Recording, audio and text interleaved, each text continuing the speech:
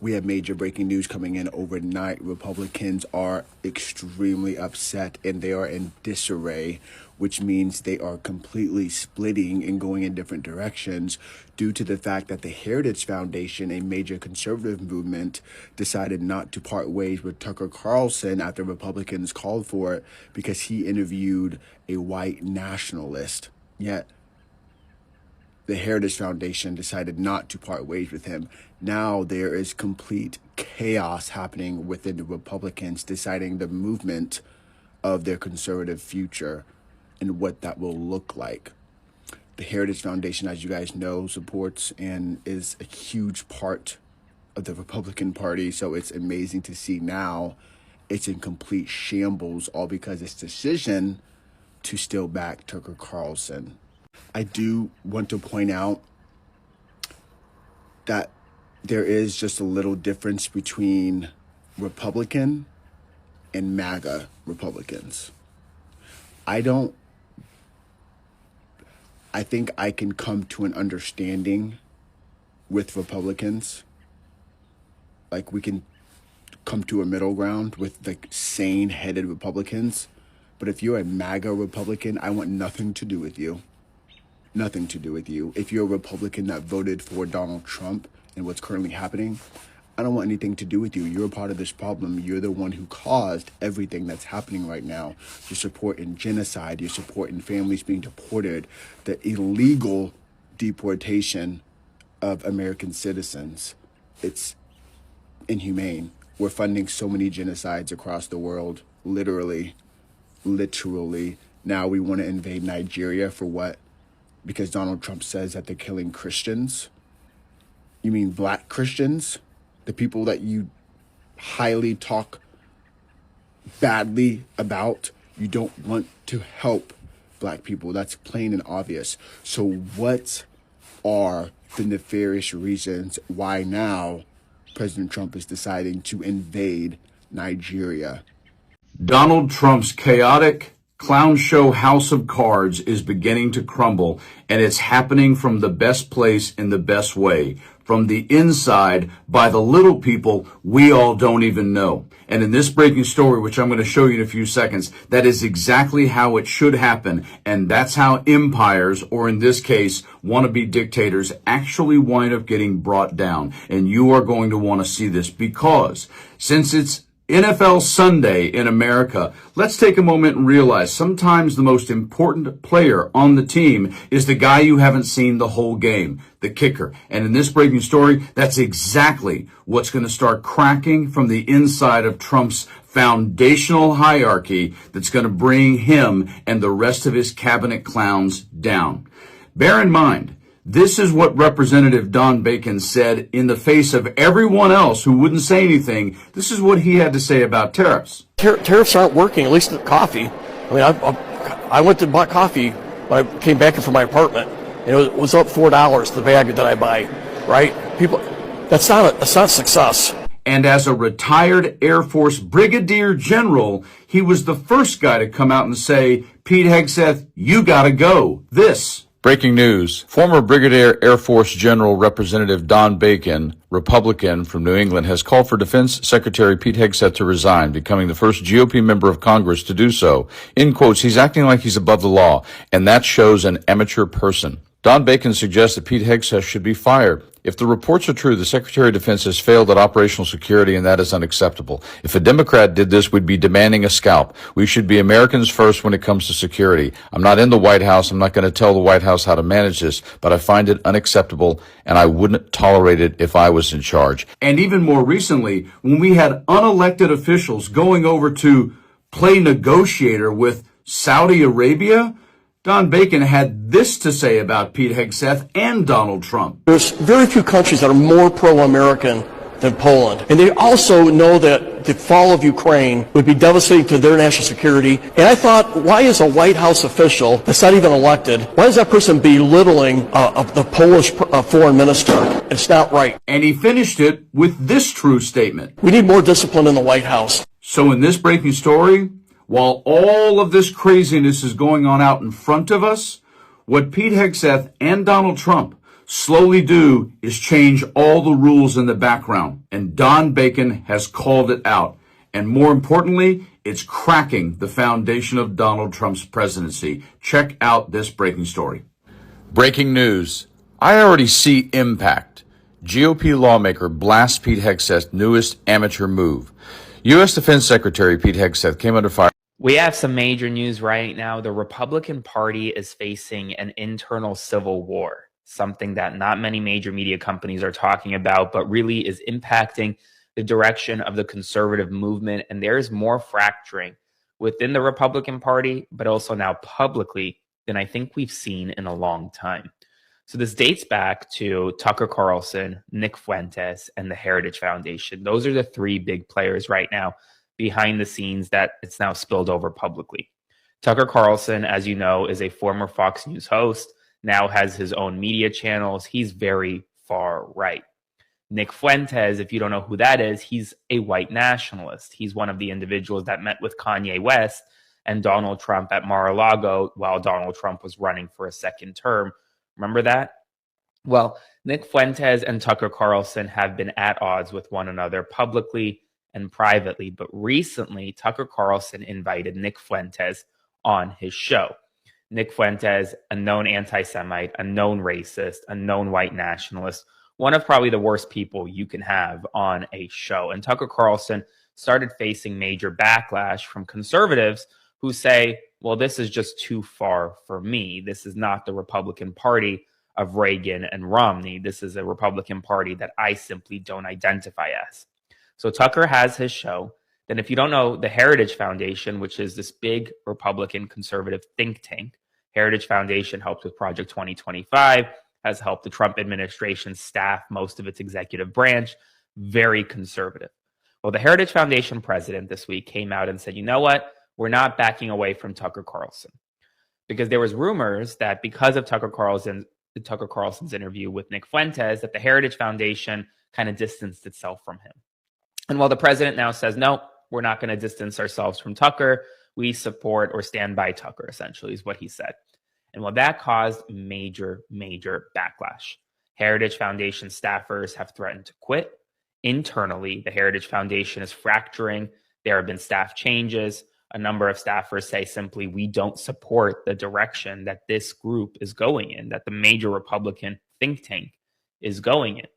And publicly, members of Congress, senators, House of Representatives members, influential political commentators have all come out and blasted the Heritage Foundation and blasted the president of the Heritage Foundation. And then at the same time, you have others on the far right coming out and defending the Heritage Foundation and defending Tucker Carlson and saying, no, we kind of stand with Tucker Carlson. We support Tucker. We don't have any issue with the fact that he had this white nationalist, racist, anti-Semitic, homophobic person on his platform. And so you have a major divide right now in the Republican Party. And it's one based not just on far right versus moderation. It's based on this argument of free speech that's been going on in the party for a long time. How much speech is actually free? What speech are you actually entitled to say? Are you entitled to say racist and horrific things like Fuentes has said? Some parts of the party think so. Other parts of the party say, that's a little too much for me. Now, the president of the United States has not weighed in publicly or privately just yet, but this fracturing, folks, is turning into a major civil war that's not going away anytime soon. And it comes as Republicans are actively rebuking the president of the United States publicly as well. See, the Nick Fuentes camp of the Republican Party, they're no fans of Donald Trump. When they say America first, they literally mean America only. And so over the past several weeks, they have turned and publicly started mocking and attacking the president of the United States, along with his policies, especially as it relates to foreign policy. It's kind of, they just don't agree with what the president is doing overseas.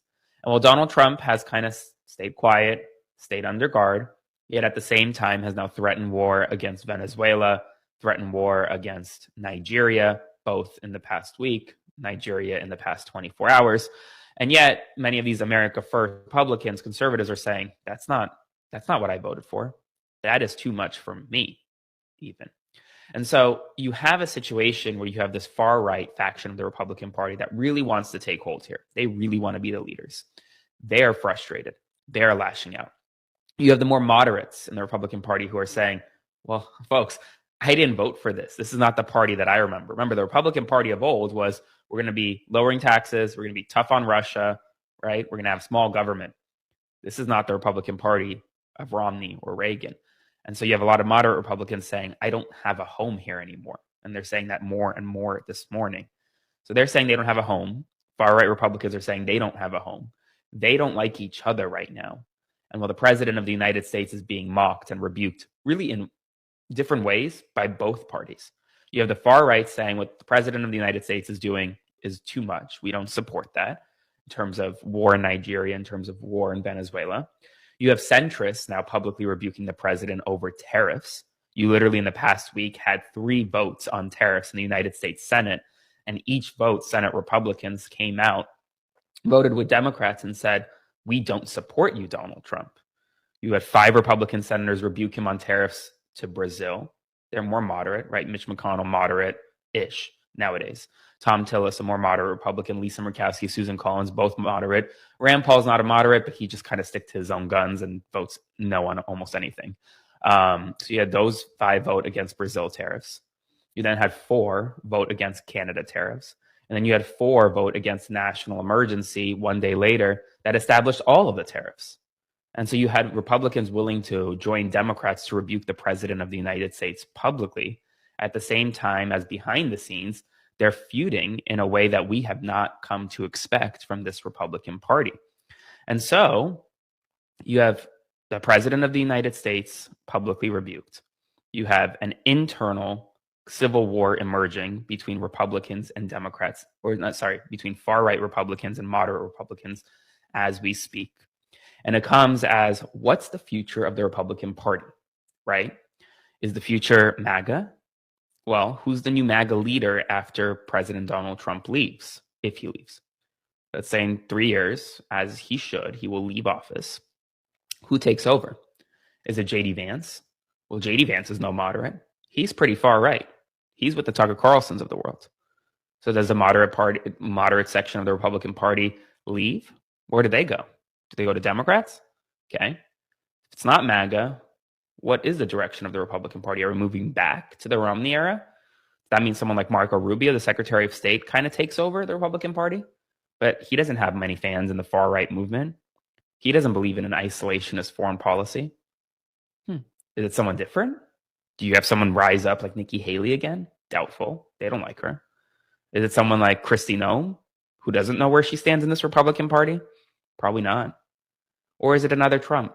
Don Jr., Eric Trump, maybe even Ivanka. Do they run for office? Right now, the future is unknown for this conservative movement.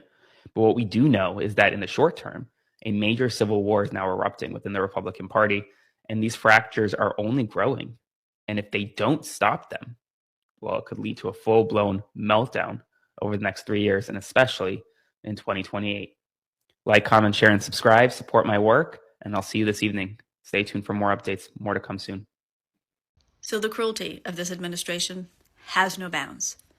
The USDA sent a letter out to privately owned businesses, some of them small businesses, who sell food to people with SNAP benefits, telling them that if they want to offer a discount or buy one, get one free, or give them a little extra food, they will be in violation of the law. They don't want people to feed other human beings. You're talking about single mothers maybe who are coming in and trying to stretch what's left of their SNAP benefits for the month of November because they didn't get any. And a small business who may be struggling themselves is saying, you know what? Buy one, get one free on this rice, or take a pack of cookies with your order today. And the government, this regime, this administration is saying, no, you will be violating the law if you feed people. I just don't understand how anyone could be on the side of this. It is absolute depravity and cruelty at levels I just can't understand. Uh-oh, more bad news for Donald Trump, and not just for Trump, but for the Republican Party in general. We've got some new polling data from NBC, and it is not looking good for the orange buffoon or for his fascist personality cult, also known as the Republican Party. Here's the headline of this NBC article. Frustration with Trump gives Democrats an opening a year before the midterms. Now, I'm not going to read this whole thing. It's a pretty lengthy piece, but I will link to it in the video description below, so please check that out. But I do want to read some select passages of this. So let me begin. Democrats have an early lead in next year's battle for control of Congress amid an ongoing government shutdown, as more voters say President Donald Trump has not lived up to their expectations on several major issues that propelled him back to the White House in 2024. Around 2/3 of registered voters say the Trump administration has fallen short on the economy and the cost of living, and a majority say he's fallen short on changing business as usual in Washington. Meanwhile, the issue of protecting democracy and constitutional rights are top issues to voters alongside costs, and a majority of voters believe he's done more to undermine the Constitution than to defend it. How anyone could think anything different is beyond me at this point, but whatever. The president's overall approval rating in the survey sits at 43%, a 4-point decrease since March, while 55% disapprove of his job performance. Now, when you hear that 43%, you're probably thinking what I'm thinking. 43% approve of this piece of shit? That's way too high. And it is. But what's important here is that it's 4 points lower than it was in March in this poll. Now, I've seen a lot of other polls that have him, at lower approval ratings with this, with many polls showing him in the upper 30s. So I don't know exactly where it sits at, but what's important is the overall trend. And the overall trend has been down, down, down, including in this NBC poll. Now, here is the money quote from this article. This is the most important takeaway, in my opinion. 1 year before the 2026 midterm elections, Democrats lead Republicans in the fight for Congress by 8 points, 50% to 42%, the largest lead for either party on the congressional ballot in the NBC News poll since the 2018 midterms. Democrats had a negligible 1-point edge, 48 to 47, back in March. So again, another important data point that is all going in the wrong direction for Trump and his cult. And that is huge. An 8-point gap a year before the election on the generic congressional ballot, that's big. And it is the biggest gap since the 2018 midterms, which was a huge landslide. Hey everyone, well, happy Sunday. I know it has been an incredibly stressful last several days for many, many people out there. And so I wanted to take a few moments today to update you all on what is going on, especially with the shutdown, with SNAP assistance, and what's happening at the national level. So let's talk first about SNAP assistance. As you all know, the Trump administration announced that they were going to be cutting off food assistance for 42 million Americans. Now, not only is that diabolical, unethical, immoral, find an adjective that you like to describe it, it's also illegal. And that is what 2 federal court judges ruled on Friday in response to state lawsuits against the administration, who ruled that essentially the Trump administration was breaking the law by refusing to use emergency contingency funds that were set aside specifically to make sure that families and children were not left without food during emergencies.